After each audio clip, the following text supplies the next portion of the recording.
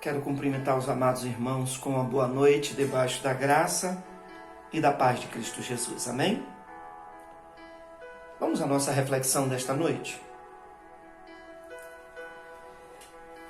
Morávamos no sul do Brasil, no alto das serras catarinenses, zona rural. Apesar da pobreza, casa de zinco, a vida era boa. Como crianças da roça, tudo era diversão e alegria. Numa noite, porém, uma grande tempestade assolou a região. Granizo, pedras com até 5 centímetros arremessavam-se dos céus sobre os telhados das casas, sobre os animais, sobre a plantação que já se encontrava quase em ponto de colheita. O prejuízo foi grande, mas ficamos, graças a Deus, todos vivos. Não morreu ninguém.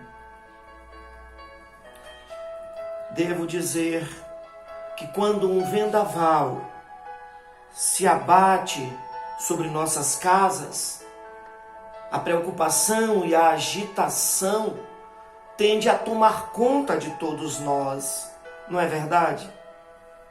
Às vezes, o pânico nos leva a deixar que os sentimentos falem mais alto do que a razão. Não é assim? Quando as tempestades se levantam, a impressão que temos é que o Senhor nos abandonou. O sentimento que os discípulos desfrutaram não foi diferente dos sentimentos nossos. E isso por quê? Porque, com certeza, como crentes em Jesus, nós temos que admitir que é muito melhor segui-lo com mar calmo e sereno nas nossas vidas do que em meio às tempestades. Quando abrimos a Bíblia lá em Evangelho de Marcos, capítulo 4, no versículo 38, nós vemos que esse sentimento de abandono foi o sentimento que tomou conta do coração dos discípulos. E com base nesse texto bíblico, eu gostaria de estar falando ao meu e ao seu coração. Queria que você se permitisse que o Senhor lhe falasse a respeito do tema entre a tristeza da censura e a alegria da exclamação. Isso por quê? Porque os discípulos disseram: Senhor, não te importas que pereçamos?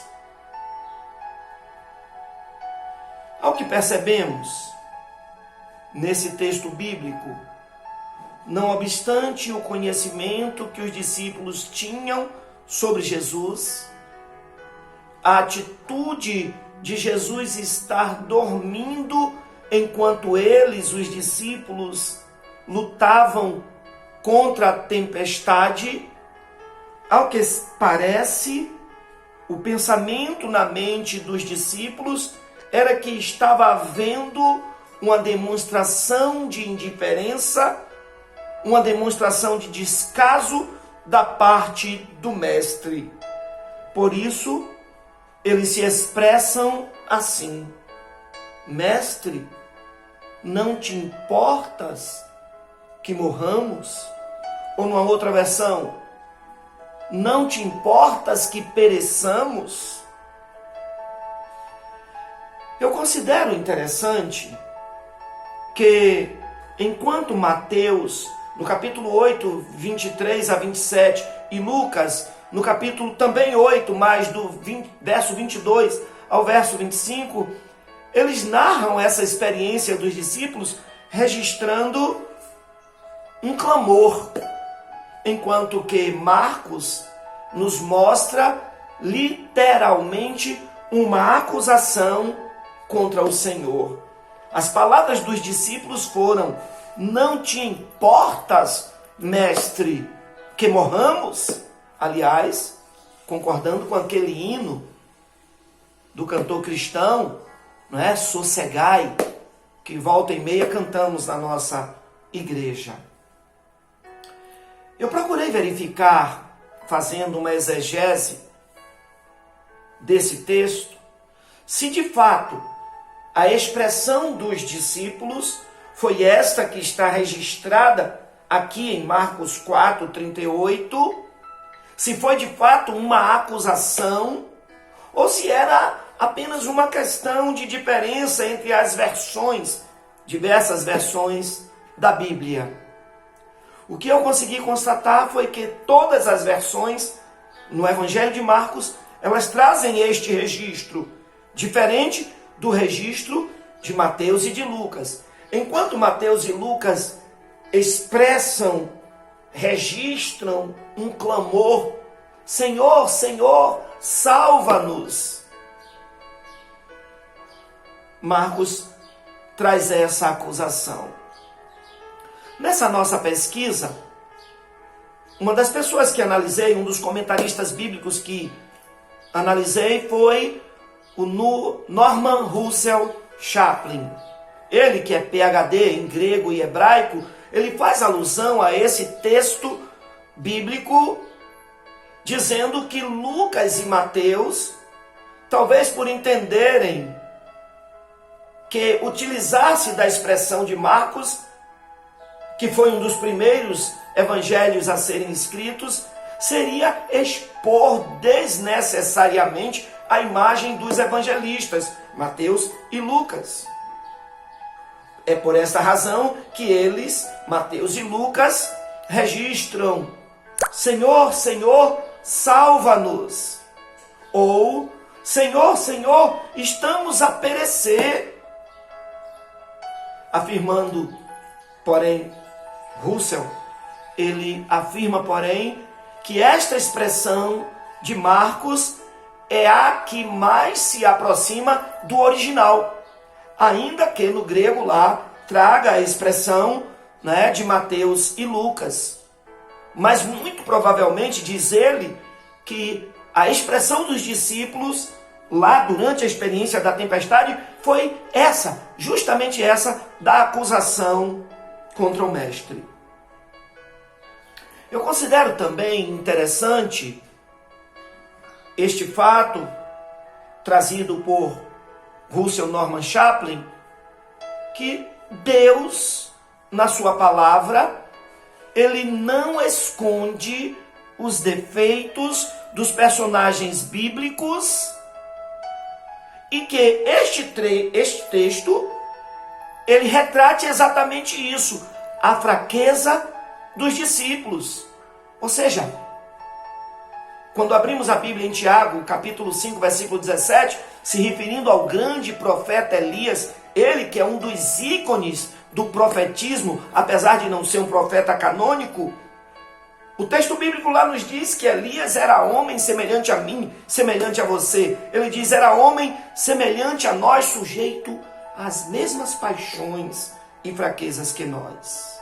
Ou seja, nem os personagens bíblicos, os heróis da fé, nem os discípulos eram super-heróis.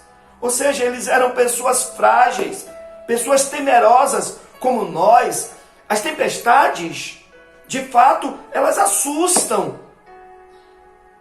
Assustaram a eles, como assusta também a nós, mesmo nós sendo servos de Deus.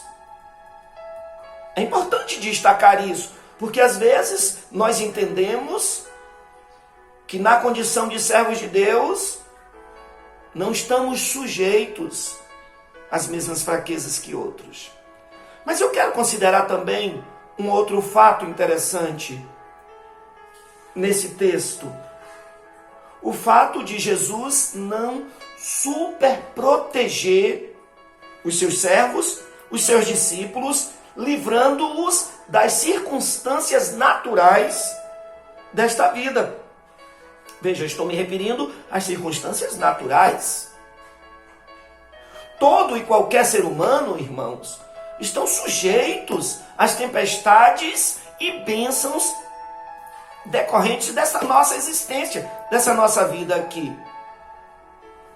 Deus, está escrito lá em Mateus, capítulo 5, verso 45, foi o próprio Senhor Jesus quem disse que Ele, Deus, faz o seu sol nascer sobre os justos e sobre os injustos, faz a sua chuva descer sobre os bons e sobre os maus. Quando vamos lá para o livro de Jó, logo nos primeiros capítulos, o próprio Jó vai dar o testemunho, ele vaticina para sua esposa: receberemos de Deus o bem e não receberemos o mal? Eu e você precisamos entender que enquanto a nossa existência aqui, estamos sujeitos às tempestades desta vida. Estamos vivendo uma agora, que por sinal parece apontar para o seu final, para a finalização. Mas muita cautela ainda, muito cuidado. Quando analisamos esses fatos aqui expostos, eu percebo que tudo nos faz entender, tudo nos faz aprender que as tempestades desta vida, elas são processos a que todos, independentemente de servo de Deus ou não, estamos sujeitos. E o que nos cabe é aprender com estes processos. Ainda que seja natural ao ser humano abalar-se diante das tempestades, temos que concluir que os discípulos de Cristo ali, enquanto ser humano, sujeito a estas coisas, mas que eles foram também precipitados ao censurar o mestre naquele ato. E nós precisamos aprender com eles, para não sermos precipitados também. Eu gostaria de destacar aqui 3 lições que podemos aprender com aquele comportamento dos discípulos e aquela experiência que eles viveram. Em primeiro lugar, nós precisamos entender que devemos confiar no cuidado divino, independentemente das circunstâncias da vida. Devemos confiar na pessoa do Senhor Jesus, posto que Ele é a própria personificação do cuidado de Deus conosco. Ele veio a este mundo como uma demonstração do cuidado de Deus comigo e com você. A segunda lição que eu queria destacar e que devemos aprender com a experiência dos discípulos, para não sermos precipitados. Se a resposta do socorro divino demora, não é porque haja o sono do descaso da parte do mestre, mas que sempre há um aprendizado sobre confiança a nos ser passado enquanto esta demora dura. Precisamos entender isso. Mesmo essa demora, ela tem um objetivo de aprendizado.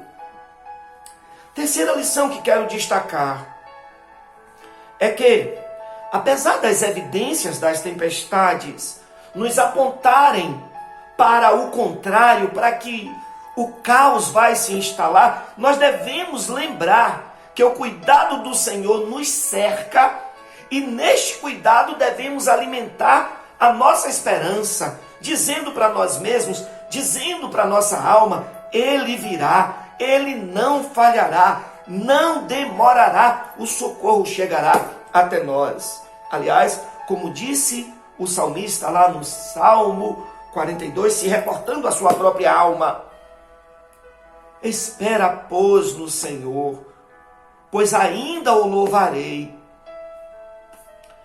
Eu quero caminhar para a nossa conclusão, queridos. E para caminhar para a nossa conclusão, eu preciso lembrar aos irmãos das palavras do apóstolo Paulo, quando na carta aos Romanos, ele diz no capítulo 12, no versículo 12: alegrai-vos na esperança, sejam pacientes na tribulação, perseverem em oração. Ainda falando aos crentes da igreja em Roma, lá no capítulo 5, nos versículos de 3 a 5, o mesmo apóstolo nos diz, isso dentro daquele contexto: mas gloriamo-nos também nas tribulações, sabendo que a tribulação produz paciência, sabendo que a paciência produz experiência, sabendo que a experiência produz esperança. Veja, queridos, nessa progressividade nos é dito que há um crescimento, há um amadurecimento. Veja, as tempestades que nos vêm não nos vêm de graça, pelo contrário, nós temos muito a aprender com elas. Há crescimento espiritual. E quando ele diz que a experiência produz esperança, ele conclui dizendo: e a esperança não falha, posto que o amor de Deus está derramado em nossos corações. Se os discípulos, não obstante as suas limitações humanas, se eles tivessem esperado um pouquinho mais, eles não teriam incorrido no erro de censurar o Mestre amado, de censurar o Senhor Jesus. O que teria ficado?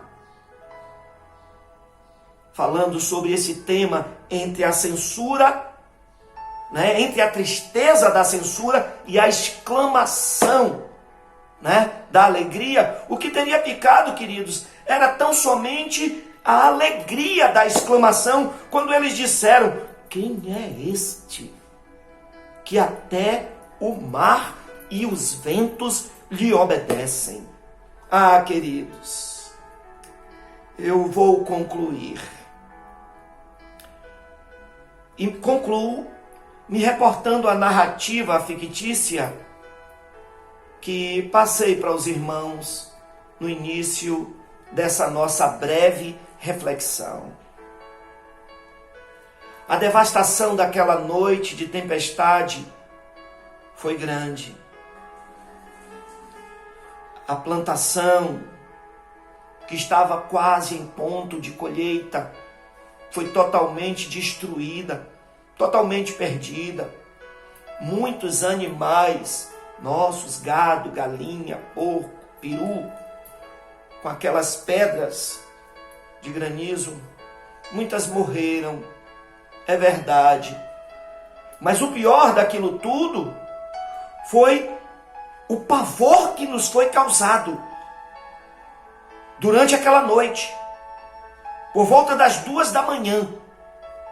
O pavor que nos foi causado com aquelas pedras enormes caindo sobre um telhado de zinco. O barulho era ensurdecedor.